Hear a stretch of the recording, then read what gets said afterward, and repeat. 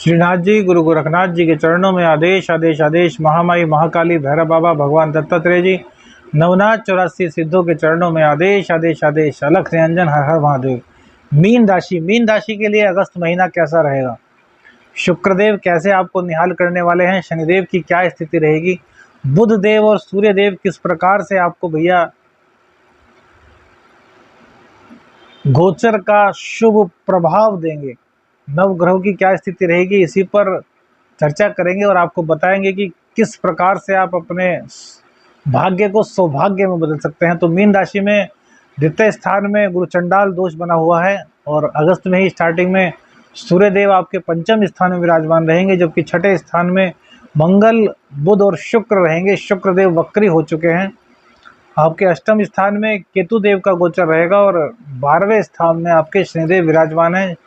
आपको शनिदेव की 7.5 का प्रथम चरण लग गया है, तो कई दिक्कतें आपने जनवरी से अब तक देख ली होंगी, लेकिन अब शुक्रदेव इसमें राहत देने वाले हैं। तो आइए जानते हैं कि किस प्रकार से मीन राशि का अगस्त का महीना रहेगा। सबसे पहले शुक्रदेव पर चर्चा करेंगे। शुक्रदेव आपके खष्टेश और आपके तृतीय भाव के स्वामी होते हैं, अर्थात आपके पराक्रम के स्वामी होते हैं। मीन राशि में शुक्रदेव कारक नहीं माने जाते हैं, सबसे ज़्यादा कारक बृहस्पति देव होते हैं, क्योंकि आपके लग्नेश भी होते हैं और आपके कर्मेश भी होते हैं। लेकिन शुक्रदेव भैया लग्जरीज लाइफ को देने वाले होते हैं और शुक्रदेव फिलहाल वक्री हैं, जो कि 8 तारीख को एक तरीके से उल्टे चलना शुरू करेंगे। तो ये आपको पंचम, अभी षष्ठ में बैठे हुए थे, षष्ठ में बैठे हुए हैं, तो षष्ठ के साथ साथ अब आपको पंचम का और सप्तम का फल भी शुक्रदेव प्रदान कर रहे हैं। तो शुक्रदेव के छठे स्थान में बैठने से कुछ ना कुछ आपको लाभ क्या होगा? और यहीं पर मंगल भी विराजमान है और बुध देव भी विराजमान है।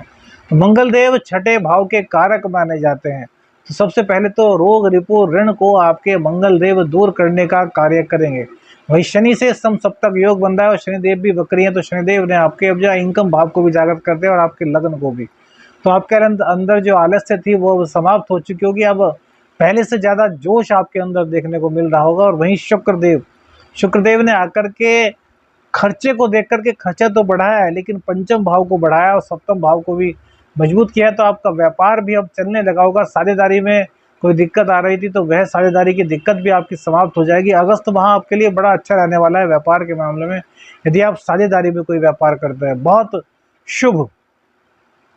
देखिए, फिर उसके बाद शुक्रदेव का जो उल्टा काल होगा वो आपके पंचम भाव में आ जाएंगे। तो पंचम भाव में आकर के शुक्रदेव सुखी सुख देते हैं भैया। तो क्या करेंगे? आपको प्रेम देंगे। प्रेम आपका, अभी तक आप सिंगल थे तो आप अब सिंगल नहीं रह पाएंगे। अब आपके जीवन में कोई ना कोई आपका अपना लाइफ पार्टनर आ जाएगा। आपके ज्ञान में वृद्धि होगी। आपकी यदि कोई किसी वजह से शिक्षा रुक गई थी तो आपकी शिक्षा को पूर्ण करा देंगे। ये कहीं भी शिक्षा की कोई भी दिक्कत थी तो उसको आप समाप्त करा देंगे। शुक्रदेव की अपनी बहुत ताकत होती है भैया। शुक्रदेव धन के स्वामी होते हैं। माँ वैभव लक्ष्मी के व्रत कीजिए यदि किसी प्रकार की धन संबंधी आपको दिक्कत चल रही है। शुक्रदेव गोचर में आकर के आपके लिए काफ़ी कल्याणकारी समय बना रहे हैं। वहीं संतान से कोई दिक्कत चल रही थी तो संतान से दिक्कत आपकी समाप्त हो जाएगी। रोग रिपु ऋण को तो मंगल देव समाप्त कर रही है। मंगल और बुध यानी शनि देव की बुध पर दृष्टि है, तो कुछ ना कुछ आपको भैया स्किन संबंधी रोग हो सकते हैं। हालांकि मंगल देव रोगों का शमन करेंगे, लेकिन फिर भी जो बुध और शनि के आपस में दृष्टि संबंध बनेगा, इसके कारण कुछ ना कुछ दिक्कत हो सकती है। वाणी संबंधित दिक्कत भी आपको हो सकती है, मुंह में कुछ दिक्कत हो सकती है। तो इन चीज़ों का आपको ध्यान रखना है। नशा छोड़ने की प्रवृत्ति भी आपके अंदर अगस्त माह में आने वाली है। यदि आप किसी प्रकार का कोई नशा करते थे तो वो छूट जाएगा।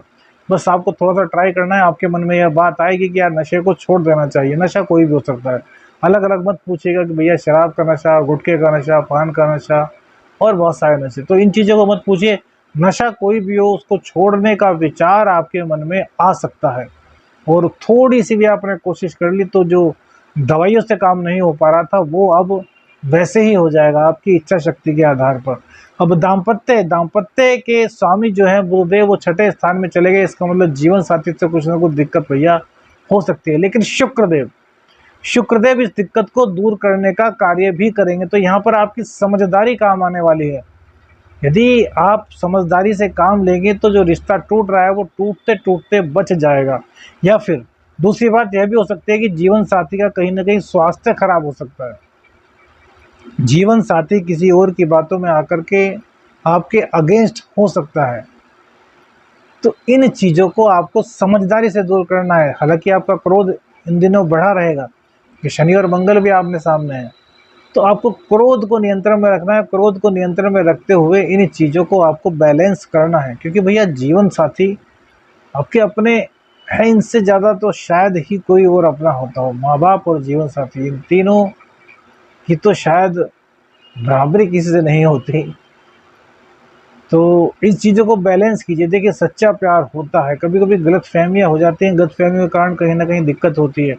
गुस्से में आकर के एक दूसरे को भला बुरा भी कह देते हैं, कोई तीसरा भी हस्तक्षेप करके रिश्ता तोड़वाने की कोशिश करता है। लेकिन हमें उन सब से बचना है, और उन सब से बचने के लिए हमारी बुद्धि सबसे ज़्यादा काम करती है। तो गुस्से को बल आप बस में कर लीजिए, बाकी सब चीज़ शुक्रदेव पर छोड़ दीजिए। शुक्रदेव आपके लिए कल्याण करेंगे। कुछ दिक्कत होंगी तो गणेश भगवान जी को दूर्वा घास अर्पित कीजिए।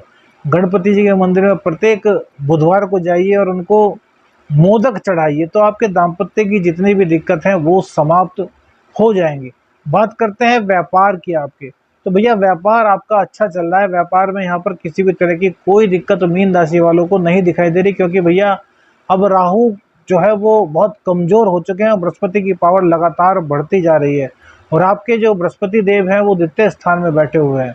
लग्नेश का और आपके कर्मेश का द्वितीय स्थान में बैठना बहुत अच्छा है, लेकिन साढ़े साथी भी है। तो साढ़े साथी के दंश को दूर करने के लिए आपको मंगलवार में, शनिवार में सुंदरकांड का पाठ तो भैया अवश्य ही करना है। वहीं जो आपके भाग्येश हैं और आपके धनेश हैं वो फिलहाल छठे स्थान में गोचर कर रहे हैं। हालांकि छठे स्थान में मंगल देव को दोष नहीं लगता, क्योंकि यहाँ के कारक हैं, लेकिन फिर भी आपको हनुमान जी की उपासना, जैसे कि मैंने बताया सुंदरकांड का पाठ, तो वो दोनों चीज़ों में काम करेगी, मंगल में भी और शनि में भी। तो आपका भाग्य भी खुल जाएगा, भाग्य की जो दिक्कत है वो दूर हो जाएंगी, और जो सेविंग्स में आपके दिक्कत आ रही थी, अधिक खर्च हो रहा था, वह भी आपके अब आपके वश में आ जाएगा। तो कुल मिलाकर के शुक्र देव की कृपा से आपकी सारी चीजें बन जाएंगी। सूर्य देव आपके पंचम में आ जाएंगे 17 अगस्त को, अर्थात पंचम राशि में, सिंह राशि में, अपनी ही राशि में 17 अगस्त के बाद, जो कि छठा स्थान में। यहाँ पे रोग रिपु ऋण को पूरी तरीके से सूर्यदेव तबाह कर देंगे। जिन लोगों ने आपके दाम्पत्य को बिगाड़ने में अपनी भूमिका निभाई थी, या तो उनका पर्दाफाश हो जाएगा, और पर्दाफाश होने के बाद वो न्यायालय द्वारा दंड के भागी भी बनेंगे, या समाज द्वारा उनको किसी प्रकार का कोई दंड, जो कि जैसे कि गांव वगैरह में होता है, इस तरह का कोई दंड आदि भी दिया जा सकता है। या फिर कहें कि उनको इस चीज़ का एहसास कराया जा सकता है कि यार तुमने बहुत गलत किया था और तुम्हें इसका पश्चाताप करना चाहिए, और उनको भी इस चीज़ का समझ आएगा कि यार हमने क्यों ऐसा किया। हालांकि वो सब ग्रहों की स्थिति होती है, लेकिन जो जिसने किया है वो उसको भुगतना पड़ता ही है। तो वो सब लोग अब जा आपके पैरों में गिर करके माफ़ी मांगेंगे। अब आपके विवेक पर है कि भैया कितना बड़ा दंश उन्होंने आपको दिया है, तो उसी हिसाब से आप देखिएगा कि आपको क्या करना है। भैया माफ़ करना है, ईश्वर पर छोड़ देना है। हम तो यही कहते हैं कि ईश्वर पर छोड़ दीजिए, क्योंकि ईश्वर जो करता है वो सबसे अच्छा करता है, और हम किसी को दंड दें तो कहीं ना कहीं कल को वो है पाप हमें भी कुछ ना कुछ दंड दिलाएगा ही। आदेश आदेश अलख निरंजन। हर हर महादेव।